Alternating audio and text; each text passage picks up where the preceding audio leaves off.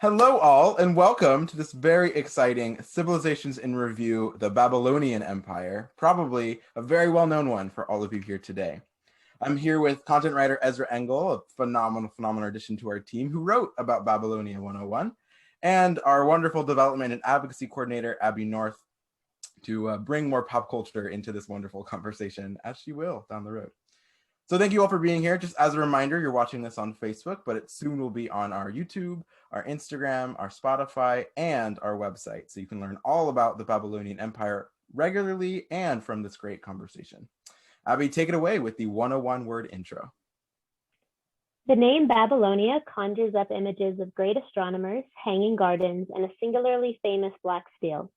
It refers broadly to the southernmost region of Mesopotamia and the multilingual, multi-ethnic peoples that settled there during the formation of the first civilizations. Over its 3,000-year history, Babylon acted as a major geopolitical entity in its own right and as an important cultural and religious center for other empires.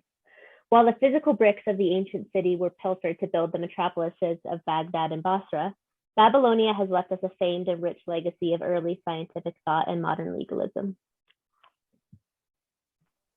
Incredible. What I love about this intro, other than how beautifully it's written, is it really gives some intrigue to what this empire could be. I think Mesopotamia already is such a rich place of unknowns but excitement. But Babylonia is one of the oldest and longest living empires we have. So a lot of time to sift through, maybe not a lot of resources. Let's start there, though. Was it relatively difficult to do some of this research? Well, so I mean, it was difficult, but I think not difficult for the reasons you might think. Partly because the word Babylonia is a very diffuse term, which can mean a lot of things, and really is a very broad spectrum description of really like a political, socio-cultural, and linguistic area, not so much a specific civilization in time. The nature of the southern Mesopotamia, which is what we're talking about here, was like an incredibly fractious and multilingual and multicultural and multi-ethnic group of city-states that had the requisite and probably expected amount of political instability that you'd expect from that kind of agglomeration of cultures and languages. And so you have, like, very early on, you have the Sumerian Empire basically arising in this area. You have the Akkadian Empire moving in. You have the Assyrian Empire sort of playing power politics all around there. You have a Sealand Empire, which arises to the south of Babylon. You have the first Babylonian Empire, which is where, we'll get into it, but it's where Hammurabi and the Black Stele come from. And then you have a series of empires called the Kassid Empire, the Second Isin Empire, and then a long period of rule by the Assyrians. And then finally, another famous Babylonian empire called the Chaldean Empire, which you could also call the Second Babylonian Empire, which is also what people think about. We're not going to talk about the Second Babylonian Empire. What we focused on in this piece was the period of rule between really the fall of Ur III, which is the last major Sumerian empire in the southern Mesopotamia, and then the fall of the Second Isin Empire to the Assyrians in really the turn of the first millennium BC. So that's the period we're talking about. It's a bit arbitrary, I know, but we have so many civilizations on the website that I figured other people would cover different aspects, and trying to cover 3,000 years of history is impossible in about 808 words. So that's where we are. That overview is great, and I think speaks to, like you said, the richness and diversity politically, ethnically, culturally in the region. But can you speak a little bit more specifically to can you paint the picture basically of King Hammurabi's rise to power? Maybe speak about his father a little bit, and like how just how his rule came to be more specifically in that, I don't know, 10 to 30 year time frame. Yeah, so as you noted, the first Babylonian Empire, and the way that it's usually described and the things we usually get out of it in terms of the Stele and Hammurabi, is a very briefly lived empire. It exists for about 42 years. It's really just it's really just an empire built around a single man, which is Hammurabi. It rises with him and then falls with his death. Hammurabi manages to take what is really a secondary administrative center of a growing Amorite kingdom in southern Mesopotamia, which is, I mean, these things are all, we sort of talk about these things as empires and states, but the conception of empires and states don't exist yet like our modern conception of empires and states. These are really independently managed feudal states, feudal really city states that have certain types of loose vassalage to other city states, right? So Babylon is this secondary administrative center, which is a vassal to another slightly bigger minor city state in southern Mesopotamia. And what Hammurabi manages to do during his tenure is he takes, first of all, Babylonian is like, first of all, Hammurabi is Amorite, and he belongs to this ruling Amorite class, which comes in sort of in the first quarter of the second millennium BC. And what he does is he comes in and he manages to really just through infrastructure and really solid bureaucracy, which is basically all you have in southern Mesopotamia, because there's no land borders or impediments to military rules. So really the only thing that lets you gain and hold power is the extent and the effectiveness of your bureaucracy and your political machinations. And he's just a really effective bureaucrat and a really effective politician. And he centralizes power around himself and the priestly cult of Babylon, of the ancient Sumer religion.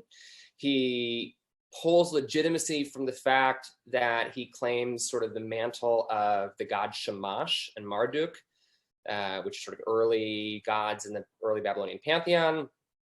And then uses that religious cult to his political advantage by centralizing religious pilgrimage around Babylon, by building a number of temples and sites, by improving the irrigation structures around Babylon to improve agricultural surpluses, and then basically waging a series of holy wars against Elam and like neighboring Elam to the east and Assyria to the north. And just through pure force of efficient bureaucracy and military organization and taxation and infrastructure, he manages to do that in 42 years. He leaves behind no broader system of government structures or legalism besides the code, which is not really a legal structure per se. It's just sort of a metric by which we should mete out impartial justice. And then the empire collapses because the bureaucracy is built entirely around him. What a whirlwind. There are so many ways we can go from that, but I think Hammurabi is the relatively best well-known part of the Babylonian world. And so I kind of want to center on him for a little bit more. Okay. I mean, the stele is such a quintessential visual. It's the header for this 101 and will be there. Let's talk a little bit more about it. Where did it come about? What's the importance? You know, all of those great things about it. So there had been previous impartial legal codes and doctrines passed down by Sumer and Ur, and to like a lesser extent Acadia.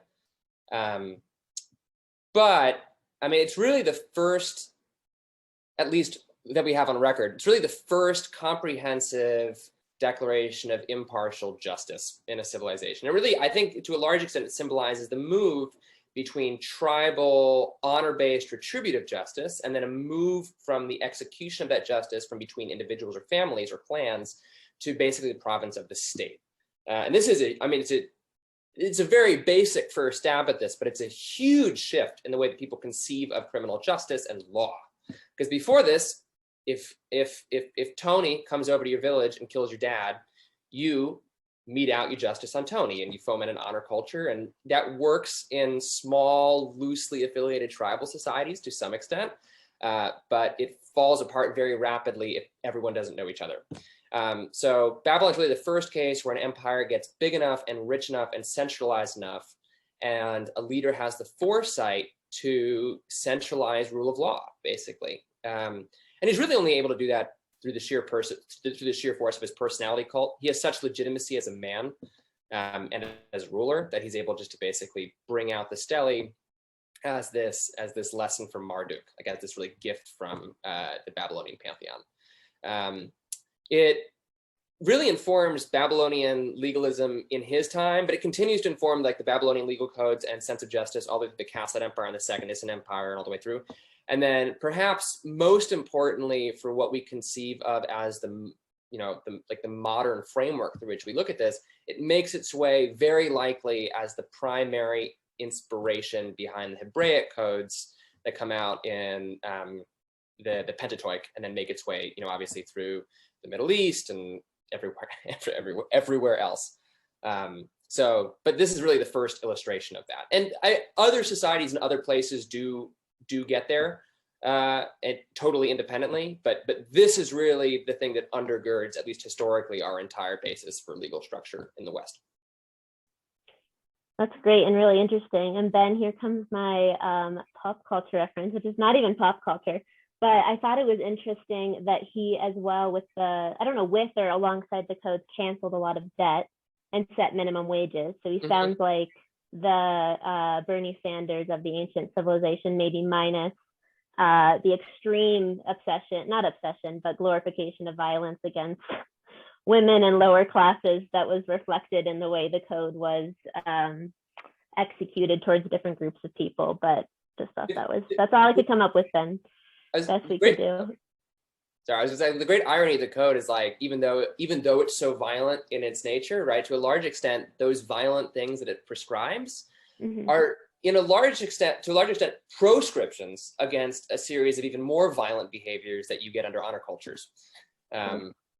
So yeah, as violent as the stele is, right?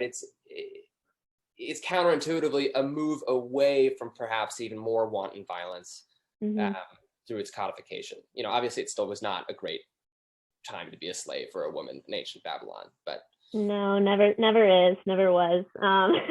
Can you speak a little, as we've kind of worked through his reign, a little bit to Hammurabi's decline then, more specifically?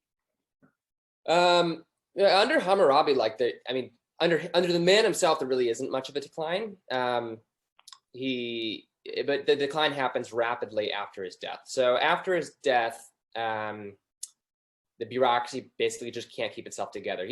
During his reign, he consolidated the southern Mesopotamia city-states into what we would call the first Babylonian Empire, and then attacked Elam, made Elam into a vassal state, and then moved north into what had been Assyrian territory. And he moved north into Assyrian territory and then slowly chipped away at Assyrian sovereignty throughout northern Mesopotamia until finally basically making it to modern Anatolia and conquering Hittite and Hattian elements further north. But this is, again, like, this is a very, very loose confederation of totally diffuse city-states, right? So like all you have basically are personal loyalty ties and fear, like that's basically all you have. So the moment he dies, it immediately begins to fall apart.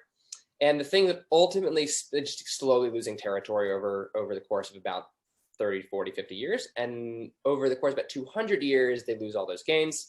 The thing that really spells the end for that first Amorite period is this Hittite group that makes its way down from northwestern Mesopotamia and then sacks the city of Babylon and makes its way off with the statue of Marduk, which isn't recovered for a long time. It actually is recovered, but isn't recovered for a long time. And that really marks the end, destroys what's left of the legitimacy of the Amorite ruling class. You have a loosely ruled, I think, like Gudian. There's like a lot of like very small, briefly lived empires in here. There's like a 40-year period where it's ruled by something called the Gudian Empire, until finally it's taken over by the Kassites. We don't really actually know much about the Kassites. They were from northern Iran, but they weren't Iranian. It's like a language isolate from northern Iran. They were probably steppe people because they brought down horses and chariots. So probably closely related to modern Turks and the Khans from the steppe. And they came down and they conquered Babylonia in like this 1600 BC time stamp-ish. And then they ruled for 500 years. They ruled for a while. That's actually really stable. The Babylonian Empire is greatly diminished, but they managed to keep the thing reasonably together for about 500 years, barring a lot of Elamite and Assyrian influence until it gives way to the Isin Empire, which has Nebuchadnezzar the first in like the 1100s. And Nebuchadnezzar first is that's the second empire of Isin. He's Akkadian. He's not Amorite. That's the first like native-born Akkadian language speaker who's ruler of that area. And it's briefly resurgent under Nebuchadnezzar the First, and then the Assyrians conquer it for 600 years afterward. You just flew through like 800 years of history in that, 2 minutes. Yeah, there's a lot of history. I mean, these things, imagine these things like thousands of years. I will say every single empire you just mentioned, or group, city-state, whatever they're defined as, are also all on the civilizations page on Alphusaic. So There you go. definitely a lot more to learn about. I think I didn't really realize how difficult the task of Babylonia was in just adding it to the list. It was one of the very few Mesopotamian empires I was familiar with before putting the full 75 empire options together. And yet it's you just mentioned 8 other empires in the midst, or empires by our definition in the midst. It's incredible. I mean, I think it's really showcasing how important it is to really understand ancient history. And again, our modern legal system was built off of this stele, and everything else that we do today has a stemming point to these empires. So again, really, really, really crucial. And the fact that you are so incredibly knowledgeable and speedy in talking about this history is just so incredible. Let's talk about Nebuchadnezzar, because that's the other king that is relatively well known. I realize there's like an 800-year gap between those two. And yet, that's really fascinating, the Akkadian language aspect of his rule, but also just what he did to continue the might of the Babylonian community. Yep. Nebuchadnezzar the First is, I mean, again, like it's sort of like a flash in the pan. There's less there than there is with Hammurabi. Like he's basically inheriting most of the structure. First of all, it's even less. It's even more shortly lived in the Hammurabi business. But he doesn't leave us the stele. He doesn't leave us the legal system. What he's able to do is basically similar as he takes over during a particularly fractious time. Really, this is the late Bronze Age collapse. Like the time when Nebuchadnezzar the First is ruling in Babylon is really simultaneous with the late Bronze Age collapse. When I think Assyria and Elam make it out of there unscathed, but that's it. Everyone else basically disintegrates. So he's really the last gasp of an Akkadian-speaking indigenous population asserting its rule over southern Mesopotamia before it basically withers.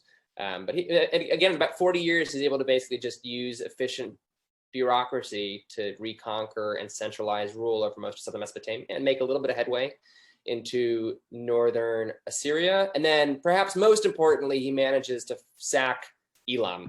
So he makes his way to Susa and actually recaptures an idol from Marduk.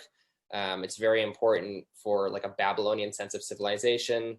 It carries over like through a lot of Assyria. It's eminently possible if Nebuchadnezzar had not been able to centralize and embody this kind of Babylonian civilization that he was able to, you don't get the same staying power of that Babylonian cultural influence through the 600 years of Assyrian rule afterward. But it's very short-lived. The biggest thing he does is military conquest, and the biggest thing of those is he manages to sack the capital city of Elam and Susa, and then pulls the idol back. He's also involved in some 5 books of Moses Old Testament stuff. We're not sure that stuff happened.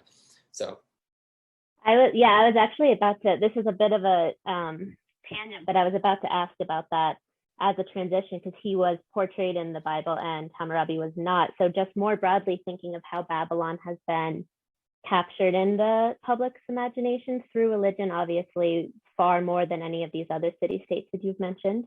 I don't know what there is to say about that, but if you have any more thoughts on that. I think the biblical stories come from, because Judea exists by this point in history. Like for a long time, it's sort of this diffuse group of Canaanites, and then what we think probably happened was a single group of Canaanites began to sort of shift belief systems into a single sort of unitary monotheistic religion that we see that exists like as Judea today, and that happens like around the 1500 BC. So like Judea and Judaism as a civilization sort of exists by this point, and they have pretty far-flung trading networks all over the Middle East, and there's a very small Jewish minority population, I think, or a Judaic minority population in this like short-lived Isin Empire. I think it's Nebuchadnezzar the First. It might be Nebuchadnezzar the Second. This is not one of the things that I looked at. But then, there's like this persecution under the court of Nebuchadnezzar the First. There's persecution in all courts, but those stories about the persecution of, I think, like a Jewish minority in ancient Babylon under Nebuchadnezzar the First. But of course, this actually isn't something that modern scholars refer to as the Babylonian Empire. This is what modern scholars refer to as the Second Isin Empire. You don't get another empire really called the Babylonian Empire until the Chaldean Empire 600 years later. And they're also outsiders. Like there's like a long pattern in the Middle East of like non-indigenous outside elites basically coming in and ruling a state.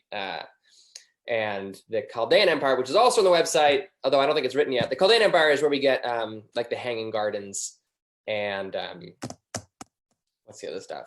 Like the horse and chariot, the Ishtar gates, all of that Babylonian art that people are familiar with, like the beautiful paintings and the mosaics. That's all the second. That's the Chaldean Empire. That's the second Babylonian Empire. Again, your hopping through time is really, really magical, I think.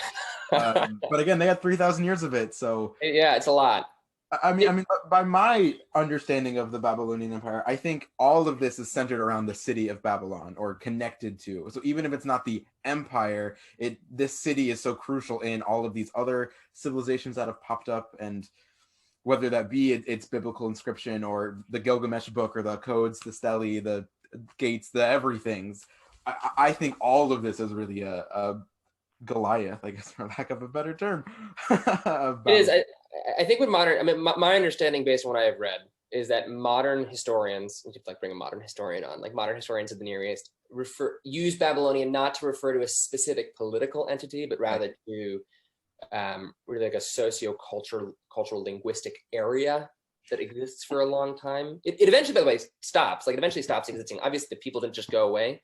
But once you have the expansion of the Islamic empires, again, like even way later, this stuff does eventually go away, just because the culture is so profoundly rocked by the expansion of Islam through the Middle East that it wipes away a lot of these older polytheistic, like tribal-based cultures. And also Babylon itself, like doesn't exist. Like the city is eventually abandoned, mostly like the larger 200,000 person city, which is built under Hammurabi and then sort of declines and comes back and then declines and then comes back. Like that city has been in decline for a long time by the time the rulers of the Islamic caliphates come along. And then actually, as the introduction notes, ruins of the old parts of the city that had been abandoned were basically pilfered for bricks when they were building Babylon, building Basra and Baghdad. So like the actual city of Babylon, the physical structure doesn't really exist anymore either. Yeah, Ben, when you said Babylon, the city itself remains the center of how the empire is remembered too. I just think this isn't an ingenious point, but just the fact that all these beautiful artifacts we've spoken of from the empire are all in the Louvre and other countries. And the city of Babylon itself, of course, one is, decaying, and two can barely be accessed by international tourists anymore. So there's no funding going into it. So just how modern political events have shaped how we're able to remember and interact with the city is interesting. It's a really worthwhile point, and that's kind of why we have these civilizations on Al-Fuzaiq in the first place, to help physically and research-wise unearth this history. It's really, really, really crucial, and so yes, this is a huge tall order that I didn't really realize when I helped assign it to you, Ezra. But thank you for doing this, because this is so crucial in having these conversations. And the hyperlinks on your site go to all the other empires that you've mentioned, so there is this conversation really being had. So thank you for being a big part of that base. I don't think this is as true actually to a lot of other civilizations on the website. I think a lot of other civilizations are a little better constrained in terms of the political entities that they represent. But yeah.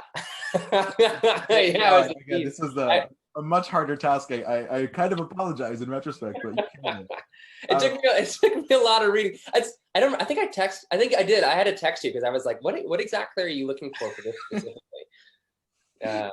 This is what I was looking for. So well done. Good. Well done. I think the last thing that's relatively well known is the Epic of Gilgamesh, and I think that's kind of where I want to end this conversation. You don't have to be a full expert on the whole story, but I know that's also a big Hammurabi Babylonian early story, and I'm just curious to get more details on it. So the Epic of Gilgamesh is not Babylonian, like this.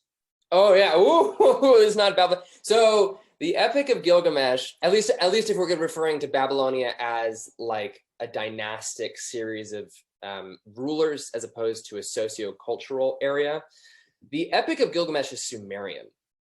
And the Sumerian empires are like the story itself is Sumerian. Like the legends contained in that tome, we're pretty sure are Sumerian and date back to the Sumerian pantheon, which is basically fused with local Akkadian pantheons. And this is how religions work in 3000 BC, is that you have these agglomerative and agglutinative pantheons that just sort of expand. But the primary pieces of the Epic of Gilgamesh, as far as I understand, we tend to think are Sumerian because of the names. And they make their way into Babylon via Ur-3, which is the third dynasty of Ur, which is the last really Sumerian political entity to exist as a Sumerian political entity anywhere, actually.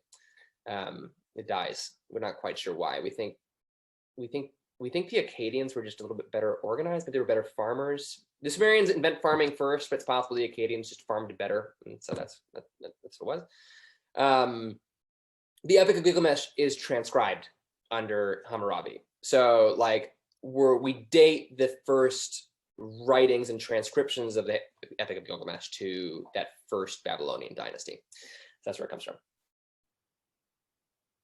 Wow, I mean, I read your writings and I totally just read that incorrectly, that they put. I don't think I talked about that. I mean, it's only like 101 words. They transcribed the Epic of Gilgamesh, and listen, I don't want to underplay the importance of the role of transcriber, right? Like there's huge numbers of oral legends that float around in tons of cultures. And ultimately, the codification of those oral legends is in a large way more important than what the oral legends are before that, right? Because number one, it's for posterity, but number two, once you codify it in writing, like the thing becomes codified. It's no longer this amorphous, fluid, flexible thing. It becomes doctrinal, and you can start creating, and this is also important, you can start creating hierarchies and structures and priest cults around these documents. Before you have concrete documents, you cannot begin to really create the vestiges of bureaucracy and government. Like writing is a prerequisite for those things. And so the Sumerian religion, as we study it, is in large part enabled by the codification of these early pantheons and laws. Like you need the writing, basically. Well, I can only imagine that the literacy rates and the they've skyrocketed. Yeah, I mean that's phenomenal as another thing to attribute at least to the Babylonia as we speak of today. Any final questions from you, Abby, as we wrap up this really fascinating conversation? No, I think it's funny that Ezra told us before the call that he was not an expert in the empire, because he clearly is. So bit humble. It's okay. I was about to say, my goodness, the amount of information we have crammed in this 30 minutes, I think surpasses 4 or 5 previous. Loving all of them. This is no attack on previous civilizations review, but wow, the richness of this history and your fluidity of time hopping so quickly is very, very admirable. Thank you again, Ezra, for putting all this together, sharing this wonderful knowledge. I call you an expert, if no one else will, of the Babylonian empires writ large. Thank you again for putting this together, and thank you all for listening to a very informative and phenomenal Civilizations in Review. I might recommend to rewatch this a couple of times to get all of the nuggets of wisdom that flew out of Ezra's mouth today. For the original article and all of the hyperlinks and civilizations it goes to, go to our website, alfusaic.net. That's alfusaic.net. Thanks so much, all.